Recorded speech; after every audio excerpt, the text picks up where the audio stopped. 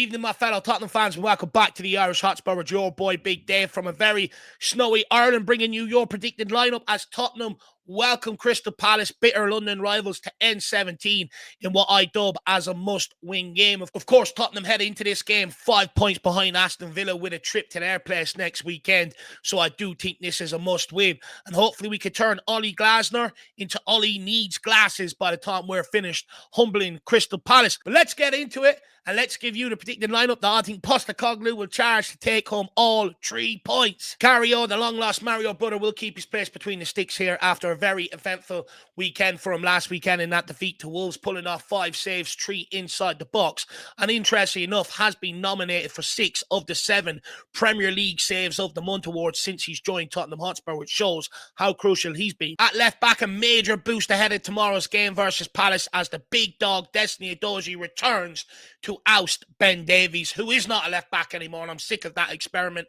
When will managers learn? However, Udogie is absolutely crucial to Tottenham defensively and going forward, and the fact that he's that crucial to Tottenham's play overall, and he's not even here a full season yet, it begs the question, other players that have been knocking around here years and still not in the starting lineup, what have they been doing? Over to right back, Postecoglou has announced today that Pedro Porro won't return for at least another week.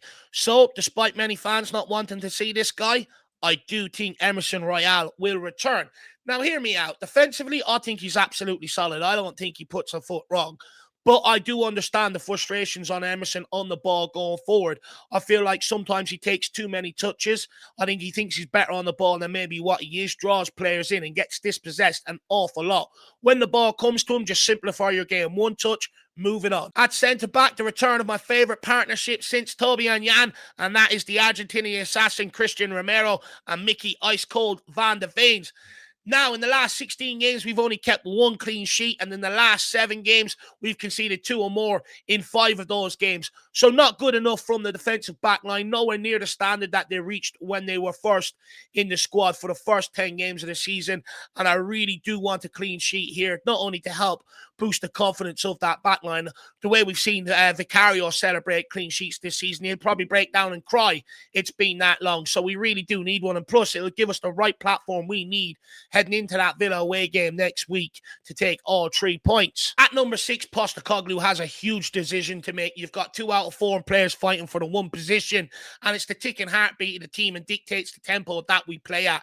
Does Postecoglou go with Yves Bissouma, who was brought back into the Tottenham 11 against Wolves after his recent absence due to suspension and international duty, and his performance was lackluster again? Or do you go with Bentancur, who was trying to find his form after 2 injury layoffs this season? However, I do think that Postecoglou will stick with his guy, Yves Bissouma. He's a guy that he breathed a lot of confidence and fire into at the start of the season. It's his sort of selection, and I reckon he will stick with Yves Bissouma. Now, moving on to the number 8 role in midfield, and it's an absolute no-brainer. Won 100% of his area duels last weekend, playing 1 key pass as well, and that is Papa Mata. Starboy's been absolutely sensational on his return from AFCON. He's shown Tottenham exactly what we've been missing in terms of his industrious nature in that midfield. But guys, I want to know in the comment section below, has Papa Mata Sarr been our best midfielder this season? I'd argue at least our most consistent. And on to the number 10, the creativity role in the midfield, and we will stick with James Maddison despite him not hitting the heights that he reached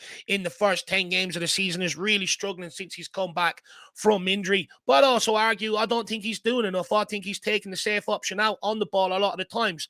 This guy has the ability to be able to play the ball over the top, play the ball into on-rushing runners into the box from different angles, and chooses not to. I feel like he's playing very safe, which is really irritating.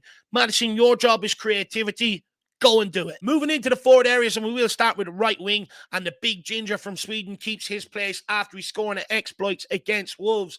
Where I think Dejan Kulusevski can really elevate his game and take it to the next level is more consistency in terms of goals and assists from that right wing position, or from any forward position in general. Affect games a lot more, a bit like what Sonny does. He needs to be a lot more consistent in that regard. However, I do think there is an unfair narrative surrounding Kulusevski. Let's not forget, a lot of them games he's been tasked with playing in the midfield as well, so maybe hence why his stats aren't as good as some of the other forward players. Moving on to left wing, and with Richarlison's injury, I have moved some back up front.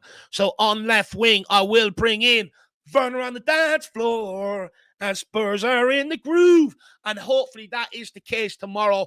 Hopefully this guy turns up, can actually bang one in the back of the net. I'm dying to unleash his song on game day. I think it's a real crowd pleaser and will really get everyone going and pumped up. So Timo, do not let me down, my man. Moving on to the best position on the pitch, the player that usually grabs all the headlines. And with Richarlison picking up a knee injury and being out for 2 to 3 weeks, I will move Sonny back up front, which puts a lot more pressures on the wingers because you're taking the creativity from there and putting it straight down the middle. I would love to see Son and Maddison link up again like they were in the first 10 games of the season. At that point, we were almost talking about it as it was a Kane-Son link up. So hopefully we can get back to that. But also, Sonny, it's a big chance to prove to him that he's the main man at Tottenham, that he is going to be the striker going forward, and put a bit of pressure on Richarlison on his return. And hopefully, Sonny can bag us a couple of goals so that we can take all 3 points.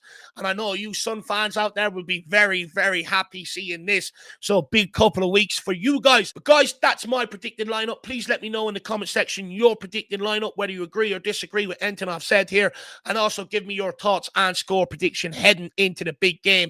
As always, come on, you Spurs. In the mighty hands we trust. We never stop. Let's go.